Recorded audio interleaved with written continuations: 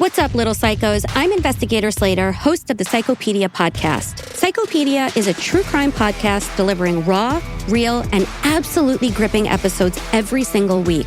I dig deep to uncover fascinating details of heinous true crime cases while exploring criminology and psychology theories. I take you into the absolute darkest corners of the human psyche, my favorite territory, and present cases like you've never heard them before. Follow and listen to Psychopedia everywhere you get your podcasts. Can I tell you about my dream? I knew why she would make that face. It's the same face everyone makes when someone asks if they can tell you about their dream. The polite thing to do is say yes, even though it's a one-sided conversation that hits the same inevitable wall every time when someone says, "Weird, right?" Yes, dreams are always weird. Even when they're not weird, they're still weird because nobody can definitely tell you what they all mean. Nevertheless, people still seem intent on telling people about dreams they had, a brief window into their subconscious when it suits them. Nobody tells people about all of their dreams, certainly not, just the ones they find interesting. And there is no way for the person listening to this description of said dream to verify if any of it's true. You must simply accept the fact that these are the events that happened inside of this person's mind. So yes, I totally understand why my girlfriend would make that face when I asked, "Can I tell you about my dream?" She was brushing her teeth when I started to tell her about it. She leaves half an hour earlier than me in the morning, so I was sipping coffee while she was brushing teeth. Finally, she caved. Sure. Sure is the apathetic cousin to yes. It's code for no, but I don't want to be rude. Even knowing this, I can't help but tell her anyway. If this dream wasn't as cool as it was, I would have saved her from hearing me tell her all about it, but I had to tell someone. And she was my girlfriend. It's her duty to hear me ramble about things nobody else would care about. Plus, I genuinely wanted her to hear about it. This wasn't meant to annoy her, so I told her. The dream starts out with me in my college dorm room, the one with me and Kenny, only it's a little different. Instead of the bunk bed, we had our beds covering like half the room. So I'm in my bed, I can hear him typing loudly on his computer. I turn around, he get up, it's the morning. He walks out of the room, so I go out too. Turn left, knock on Ethan's door. He opens it right away. This is where the dream gets really cool. Ethan says, "We did it." We did it, meaning we have traveled back to the best time of our life, college. My girlfriend asked a question. I knew she'd be intrigued. She said, "Back to the future?" I was so excited that she was interested, so I kept going. Well, here's the thing. In the dream, me and Ethan put our hands in the air like, say, "Yeah, we done it!" We'd figured out a way to travel back to college, through dreams, I guess. So behind Ethan is Ham. They roomed together sophomore year. Ham's all pumped that we did it. Then me and Ethan go into the living room. Standing on a couch with his hands pumped up in the air is Fitz. A couple seconds later, Petey walks in, arms up in the air. So in the dream, we're all aware that we've done it. It being traveled back to college. And then... "You woke up?" "Yeah," I told her. I woke up. Tried going back to sleep to continue the dream, but by that point I knew I was dreaming, so I couldn't go back, and that was it. Kind of cool though, right? "Super cool," she said, before turning her thumb down into the air, making a fart noise. She kept brushing her teeth as I got into the shower and told her I thought it was kind of cool. What I didn't tell her is that I couldn't get the dream out of my head. I have one great recurring dream. It's not really recurring. The specifics change, but the setting is the same. It's from when I was a camp counselor. I was a camp counselor a couple summers, but the best one was summer before college. It'll never get better than that, or so I thought. The summer after, heading into sophomore year, that was the best summer ever. Me and all my friends had the whole world in front of us. Our confidence as a group had never been that high. Everyone was getting laid. Nobody was in a committed relationship. We partied. It was beautiful. It's the only time I felt like all of my friends were on the exact same page. The dreams weren't really about my friends, though. It was about being a camp counselor. The feeling before college, youth. It's a dream about youth. I used to have tsunami dreams when I was way younger, but those went away. I've been told they represent anxiety, which totally tracks. I guess I'll take it on good faith that those dreams went away because I'm a less anxious person. Good to know, or think at least. I don't know what spurned this dream to churn in my head. I suppose I'm a fairly nostalgic person. I tend to dwell on the past. In some ways, I am stuck, or at least more stuck than most of my friends. They've evolved further than me. Most of them have kids, most of them are married. I'm neither. I'm lagging behind, to say the least. I do want kids, I do want marriage, but I'm late to the party compared to my friends from high school and college, even the ones in my dream. Maybe that's why I'm more stuck. I contemplate telling the dream to the guys who co-starred in it with me. I decide not to. Maybe in person, I think. As a text. It won't be that interesting, although I'm curious if they ever have dreams like that. What if they have dreams exactly like that? I say none of this to my girlfriend because she'd make fun of me. Deservedly so, as silly as this all sounds. I can't stop thinking about it. That rush, that crazy rush. When Ethan opened the door to his bedroom and said, "We did it." Those 30 seconds before my brain knew it was a dream, I was convinced that somehow we had entered a wormhole or whatever and figured out how to travel back in time to what we always agree on was the best year of our life, sophomore year of college, when the 6 friends who all met freshman year decided to get an apartment together in Noble Hall. That was the peak. The 6 of us were never that close again. When we get together now, it's maybe 4 of the 6, and it's great. I love being able to get 2 of those guys, but sophomore year, man, the best. There's another reason on top of everything else that makes it hard to concentrate on anything else. In the dream, it was night. I don't know why this struck a nerve. It did, though. When I first woke up in that dream, inside my college bedroom, it was morning. But when Ethan opened the door, it was night. The rest of the dream took place at night. There has to be a meaning in that, and I'm sure it's obvious. If I told that part to my girlfriend, she'd know what it meant, but I don't want it solved. Not yet. I want to live there for a while longer. That's what college is, a place you want to live forever. If only I'd known how great we had it back then. I remember my brother, after he had a kid, he told our mom, "If I had known this was how much you loved me, I would have tried to get away with way more." That's kind of how I feel about college. If I knew how much I would miss it, I would have savored every second. I think back now about all the days I wasted. The opportunities that floated past me, the girls I could have asked out for a drink, the semester at C's, the big games on campus. It was so good, yet I feel as if I missed half the movie. I want to go back. I want to watch it again, over and over, like that first comedy you got on VHS. Watch it till the tape runs dry. I can't stop thinking about it. My entire body is aching with nostalgia. I contemplate calling every friend I have just to check in. Maybe this was a subconscious reminder to not let anything go by, to realize that regardless of how far into the future I look now, I'm going to look back and think I should have done more. How much have I missed out on since college? The regret is starting to sting. I can feel it filling up my guts. Who do I start with? Who is the friend I need to reach out to first? I used to be a guy who brought people together. I lost that. Somewhere along the way, I stopped being that guy. Now I just look back and wonder what could have been. When Ethan opened the door, though, man, it felt so real.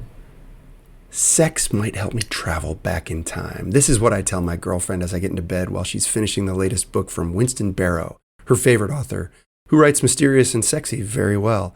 She laughs and says that was one of my better lines that I'd come up with. I tell her that maybe it was the sex last night that sparked my time travel. She says there's no way for her to verify that I actually had this dream. I get unusually serious for 5 seconds and say, I wouldn't lie about this. I elaborate and tell her I think dreams are interesting. She puts her book down and says, there's an obvious reason for the timing of this vivid dream. I ask what, and she tells me, not before I sense a moment of disappointment from her that this was not more obvious to me. You're applying to grad schools. College is clearly on your mind. She nailed it. I hit her with my best comeback. Yeah, but she shuts off the light before I can finish my lack of a retort. She lets me get lucky. I love my girlfriend. I don't tell her this enough. Then I think about all the other things I'm not doing enough.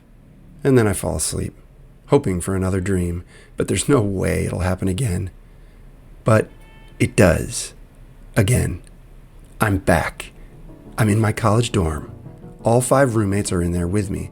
They're sitting around in a circle as I walk into the room. They're laughing about something. Petey is in tears. I asked what was so funny, but they ignore me. Kenny's doing some kind of dance, and that's cracking all of them up. The TV's on. Someone's been playing a college football game.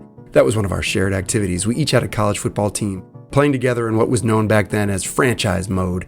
It was epic, to us at least. I'm sitting down in between everyone, and they're discussing how sweet it is that we figured it out, getting back here. They ask me what I want to do first. I tell them I'm going to wake up soon and it's going to suck. This makes them all laugh. I told them how last time I woke up, tried to go back to sleep, but it didn't work. They said maybe just chill out, eat some pretzels. Ethan has a huge bowl of pretzels and he's passing them around. I'm so anxious that this is going to end that I can't even enjoy it.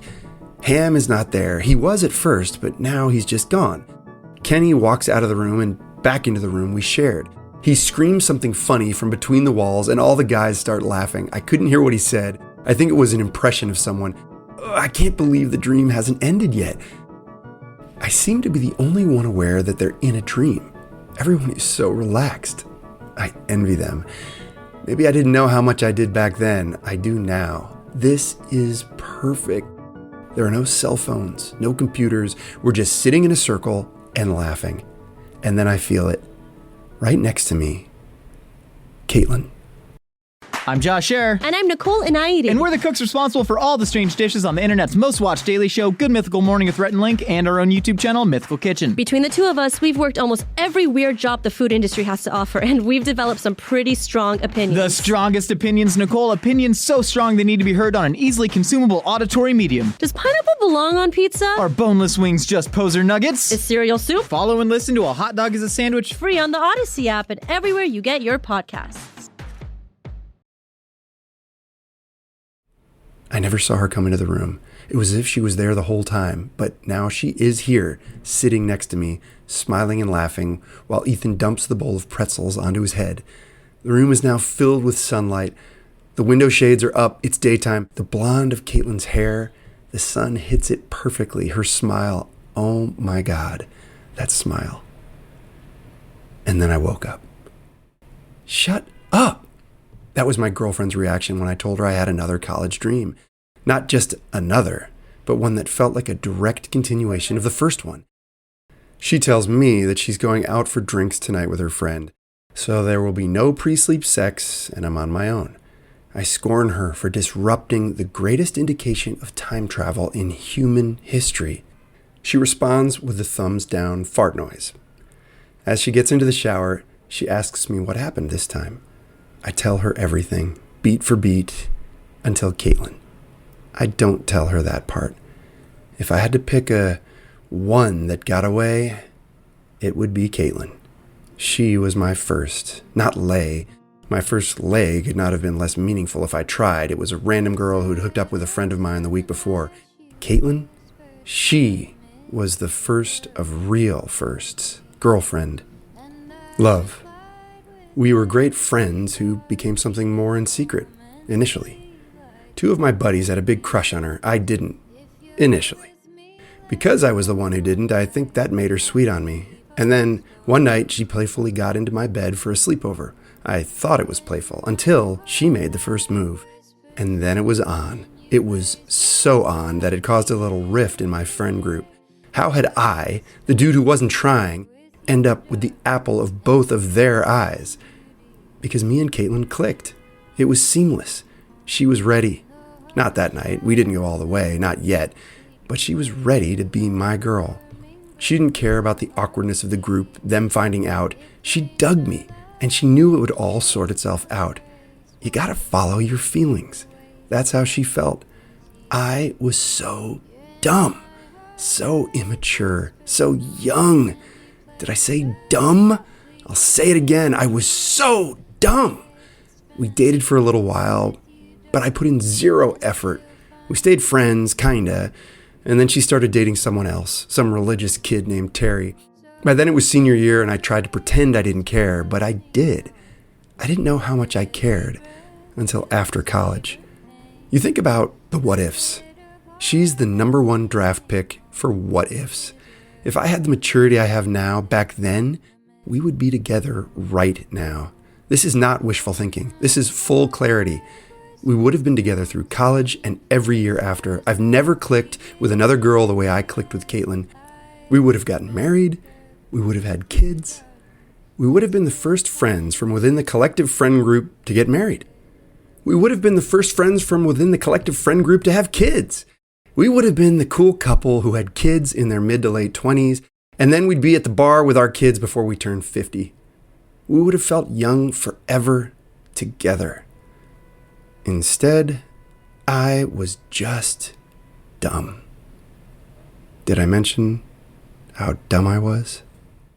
I know all of this to be true because Caitlin reached out to me every couple of years after college. She never let the friendship fade. She never let us fade. It was pretty obvious that she would only reach out when she was single, but she wasn't doing that with other college friends. No, just me. There was one stretch, I must have been almost 30 at this point, before I moved away, she texted me out of the blue. We would spend every night for the next week talking on the phone for hours. She was the only person who could make me do that. She was the only person who would make me want to do that. I would tell her this. I'd say, "Don't do this for anyone else." She would laugh. She had a great laugh. She would make me vulnerable in ways I didn't know were possible. She even came down for a night. We went to go see a Portland Trail Blazers game together. The game was great too. The Blazers lost on a last-second shot. That wasn't great, but the game as a whole was freaking awesome. And she was next to me. That can't be a coincidence.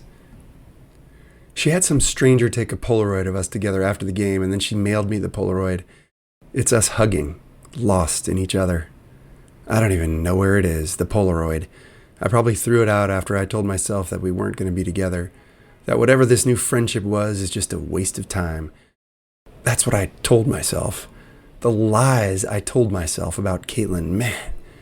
If I ever find the guy who lied to me about Caitlin, I'm going to kill him. No. First, I'll torture him. I'm going to waterboard him until he invents time travel, because he's the guy who pushed me away from the one. It's like Val Kilmer said about Ashley Judd in Heat.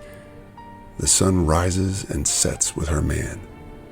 Caitlin will always look like she did in my dream last night. The way the sun hits her blonde hair and the air feels warmer. The way she lightly claps her hands together when you make her laugh really hard. The way she'll squeeze your arm when she's trying to get your attention. I had it, man. I had it. My girl. I had my girl. Maybe most people have the one. Maybe most people dream about them. But there's something about me and Caitlin that feels different. I don't know what it is yet, but I can feel it. The same way I can still feel her smile. I don't want to go to sleep. Last night, I couldn't wait. I was so excited to continue that dream, to sit in our living room and that cheap-ass furniture, laughing about nothing and everything. But then Caitlin walked in, and now I'm dwelling in a way that hurts. I can feel my age. I can feel time slipping out of my fingers like sand, turning into concrete at my feet. I think about the love I had for my girlfriend last night. I think about how our love is based on proximity. We swiped right and went on a couple dates because you reach a certain age and start to convince yourself now is the time to get serious, to grow up, to be a grown-up. With Caitlin, it felt kismet, karma. There were higher powers at work with Caitlin. And she reached out, man. She came down. She mailed me that Polaroid. It was all there, laid out in front of me. As much as I try, I know I can't go back. This is where I am. This is who I am. This is what I know. I don't want to close my eyes. If I'm back in that room with her, the reality of my mistakes become real. Instead of a dream I can drift away from, I do something I've never done before. I look her up. Welcome to Radio Rental. The scariest stories you've ever heard in your life. All told by real people. And off we go. This wasn't a human being that I saw. There's something here in this house, something not of this world. There was a woman moving through the hall. I stepped back and I was completely alone. Radio Rental is available now. Listen for free on Apple Podcasts, Spotify, or wherever you get your podcasts. It takes a minute, but I find her. There's 3 people in her profile picture. Caitlin, her husband, and their baby. The husband is beaming. He struck gold, and he knows it. But Caitlin, her smile, there's something missing. It's a sadness beneath the surface that only someone who knows her as well as I do would be able to see. It's under her skin. That's why they call it soulmates. Because you are granted access to a window that lets you look into someone's soul. Nobody else can. Just you. I'm surprised when the initial wave of overwhelming sadness goes away. It's replaced by something hope. I can feel Caitlin looking at me. She's trying to tell me something. She's trying to tell me that it's not over. She's trying to tell me that the happiness of her husband and the bond they have formed with their baby is not as strong as the one me and her have. The 2 of us matter more than the 3 of them. Within this moment of time, the husband and the baby simply do not exist. There is me and Caitlin. Anything outside of that is just a dream. We are real. My glare starts to drift from Caitlin to her husband. I am comforted by the fact that she clearly settled for him, hence the term settling down, compromise. You realize you're past your prime and then you settle for the best available option based on your biological clock. But Caitlin is not past her prime. She just thinks she is. Maybe she needs someone to tell her, someone from her past who can see inside of her. I think about this as I continue to stare at this man's eyes. This man who I have never met and did not know existed until 2 minutes ago. I think about how long it would take me to replace him in that photo. I think about how sweet Caitlin is, how to win her over. It would take time. She would not run away with me, not now. Not after having a child with this man, this settler. No. But fate is powerful. Fate intervenes. Fate brought me and Caitlin together not once, not twice, but 3 times. And then I smile. Because fate will bring us back together. What if, I wonder, what if this man in this photo had an accident?